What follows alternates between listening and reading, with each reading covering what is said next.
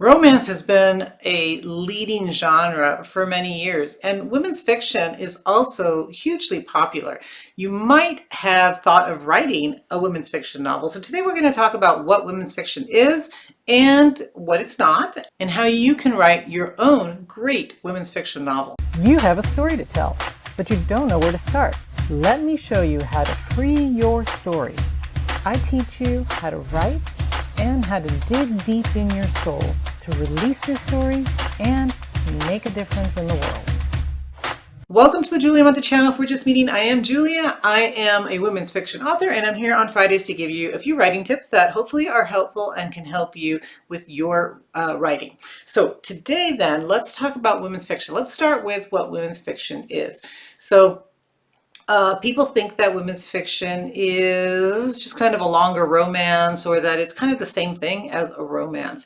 And it does, it can have romantic elements. It doesn't necessarily actually have to even have that.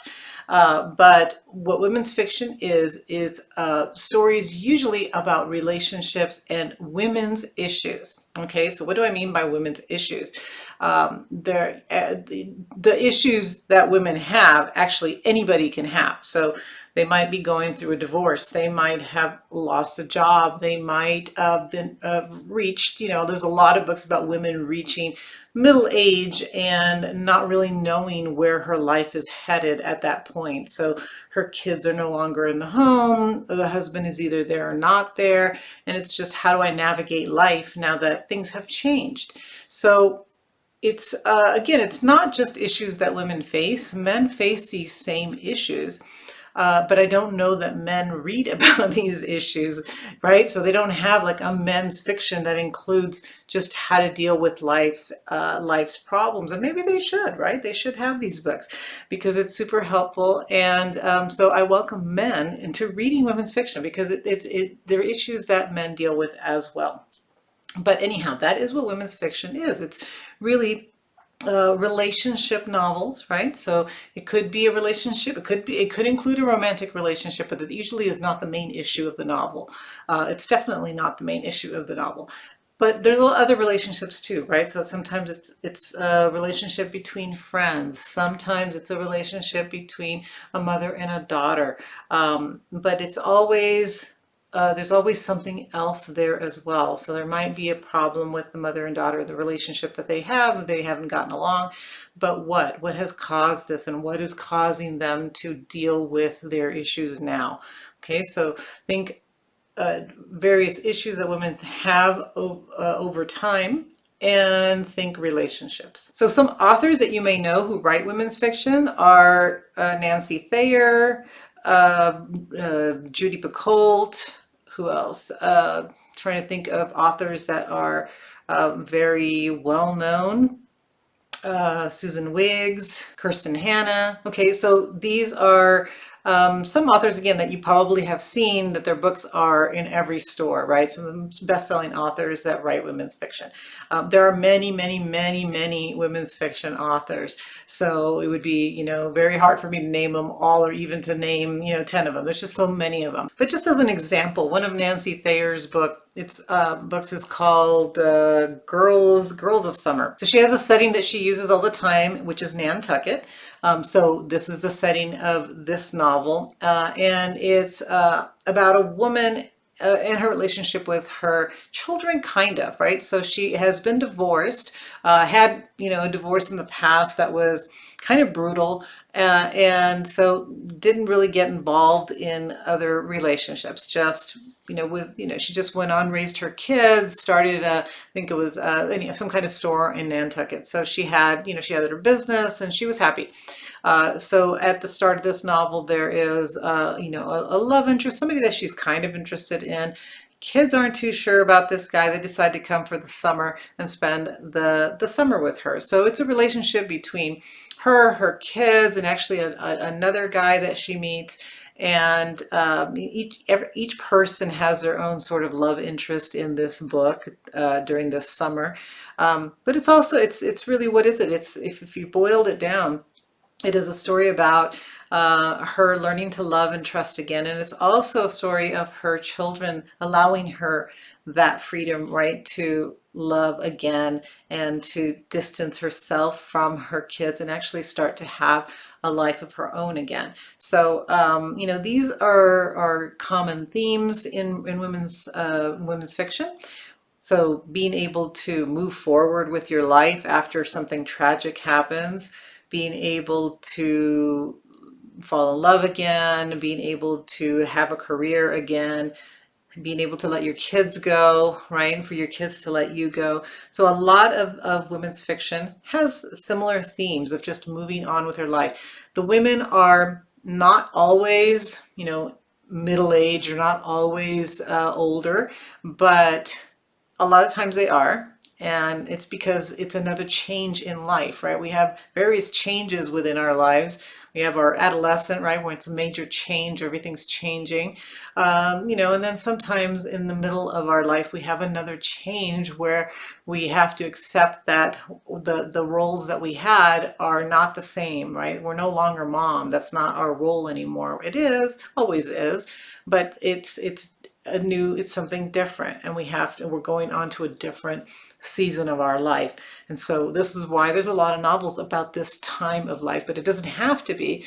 There are also women's fiction novels where women are much younger, in their 30s, usually not super young though. Okay, so let's talk about the elements of women's fiction. If you want to write a women's fiction novel, what do you want to have in this novel? So it's not a cookie cutter. It's not like let's sprinkle the same thing into each novel, but there are certain things that all these novels tend to have. Okay, so one is, of course, a strong female protagonist. So even though she might appear weak at the beginning, or she might have these problems that she just can't deal with, she's actually strong enough to be able to handle, to be able to move forward. So you have a strong female protagonist. I've seen people argue that you can also have a male protagonist. I kind of disagree with that. I mean, I really do disagree with that, because it is a women's fiction novel. It is the issues that women are going through. Women read it to see how other women deal with those same problems that they have.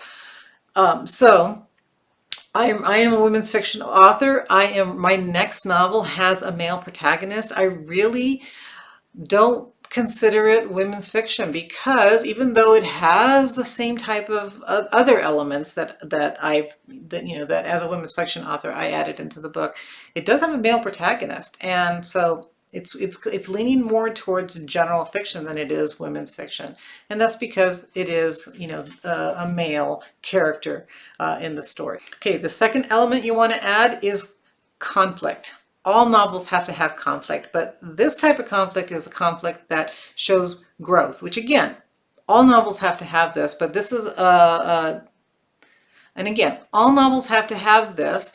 So it's not different from other novels as far as, of course, you're going to have conflict that helps the character grow.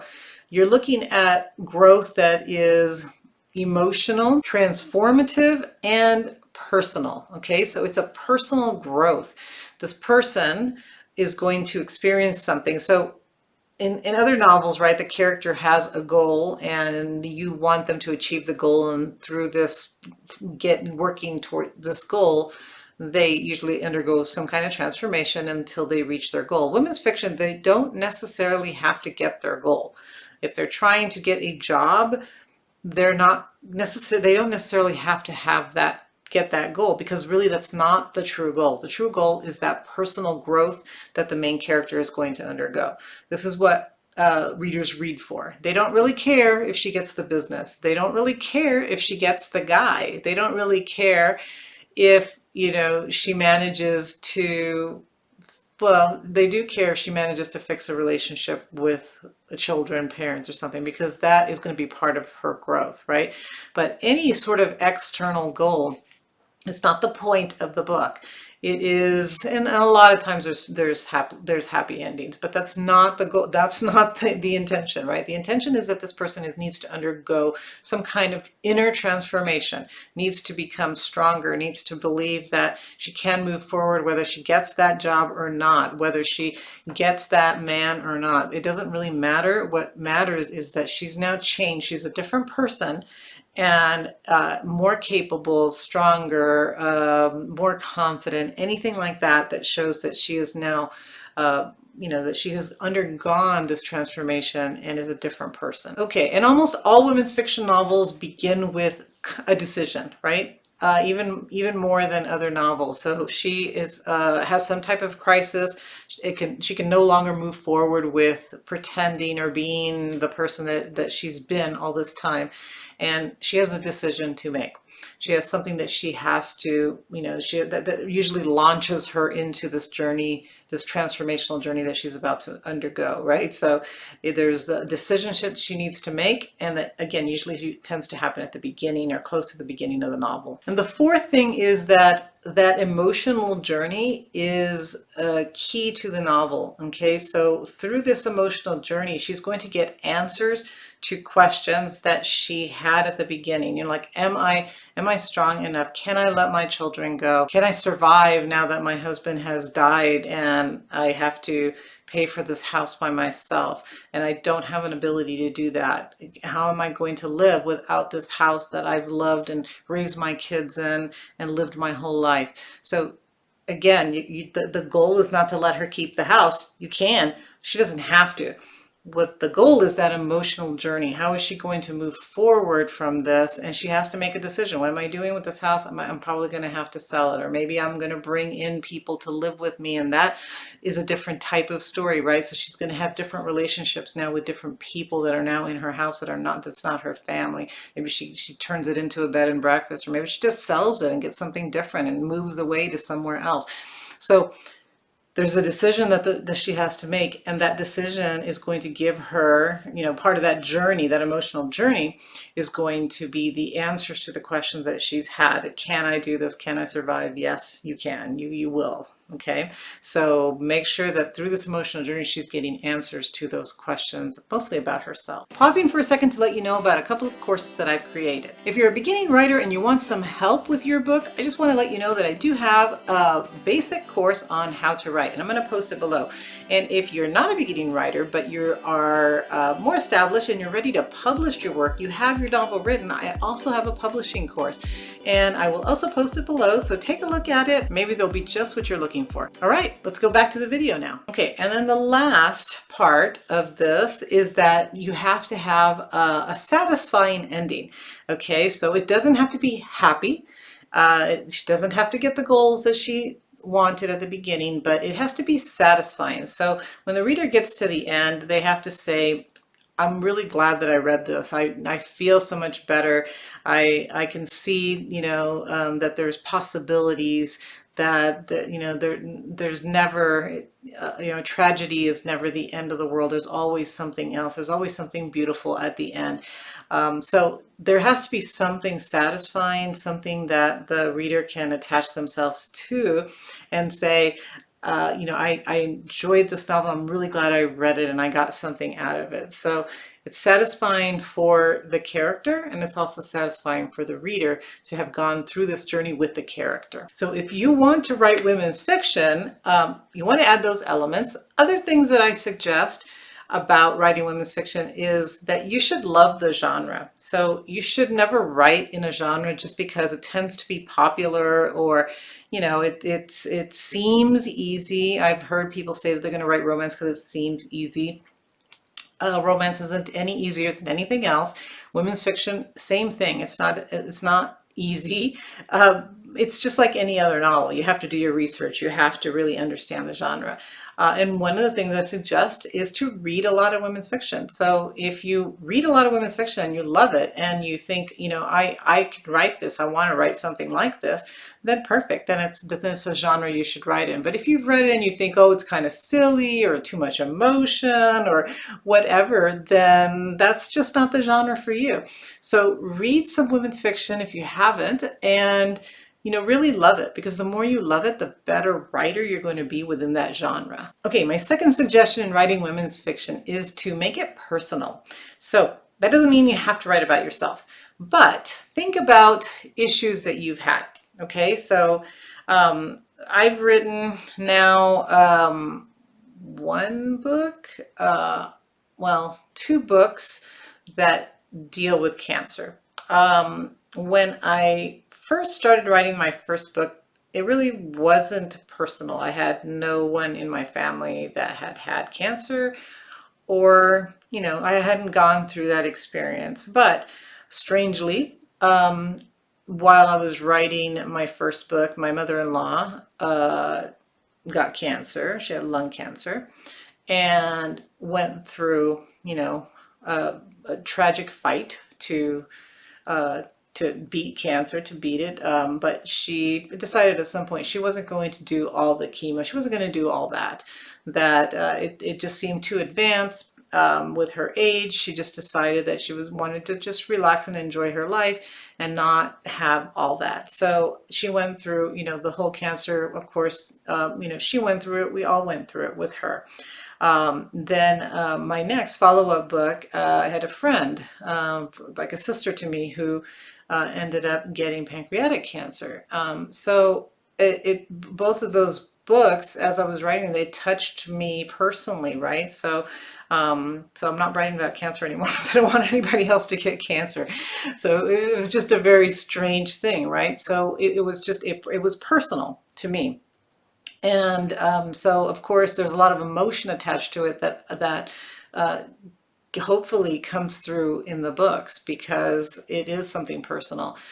So anytime that you've gone through something, I've written other books where, and it doesn't have to be you personally. You might have just maybe your best friend, right? You've watched somebody else go through a divorce or go through anything that is, that touches you, that is something that a lot of women go through. And as you observe your friends, as you observe life, if it is personal, you're going to put a lot more into it than if you're just writing about something that you don't really know anything about. So of course you can write about anything, but if you make it personal, I just think it comes through your novel a little bit more. Remember that you are kind of delving deeply into the psychology of your character. So if it's something personal, if something that you've experienced or that you've watched someone else go through, then you're going to be able to get into that character's head a little bit more. And also read other things. Read books about psychology. What makes people tick? What makes people do certain things? People react differently to different things, right? So not everybody is going to react the same to an illness, to a divorce, to a tragedy. They're all going to be slightly different. So, and why do they react that way? Well, you need to understand that. So reading books on just understanding how people react to things is helpful for you as someone who's writing women's fiction. Something else that I suggest is to think about the setting. So setting tends to be really important in women's fiction. So it doesn't happen just anywhere. Like I said, Nancy Thayer has Nantucket as a place that she sets all her books. And and you don't have to do that. It doesn't have to be just in one place. I think Nicholas Sparks does the same thing because I think it's I don't know. I've only read a couple of his books, but I know that and I've seen a couple of his movies, so I know they're all set. I think in which one of the Carolinas, I don't remember, but I think that's where he sets his books. But so the setting is important. It's a lot of times the character is going back to a hometown that is important to that character, or going back to a hometown that they hated, and for some reason now they're stuck there, right? So the setting is important. So spend some time really understanding your setting. Almost make that setting another character. That's how important it should be within your novel, because the characters, it's not like high action like other books. It's not super plot driven, right? It's more about that emotional journey. So the place where your character is needs to really set the mood and the scene for your novel. Okay, and then last thing I want to leave you with is that you don't want to write a book about just a woman thinking about her problems. Nobody really wants to read that. So spend some time really plotting out your story. Like, what is your story? What is her goal? She really should have an external goal. the book again is about the emotional journey. It's the internal, struggle, the internal journey that's important.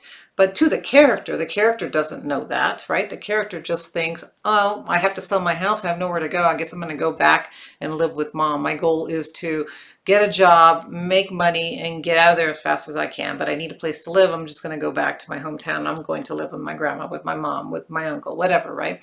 So that is that character's goal. So there has to be that external plot. Spend some time with your plot as well, plotting it out just like you would for any other novel, as long as you keep in mind that really what is important is that external journey, right? But you don't want to have just a woman thinking about her problems and having it all be in her head, because nobody wants to read that. Nobody wants to just see somebody thinking about something the whole time. They want a novel that's actually going somewhere and doing something. Okay, so keep that in mind.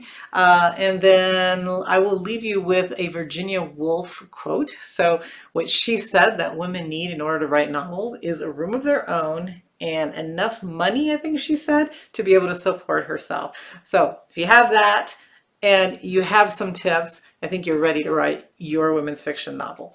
Let me know how it goes. Leave a message, leave some comments below, and also remember to hit the like and the share button, and to come back next Friday for my next tip. See you then. Bye-bye.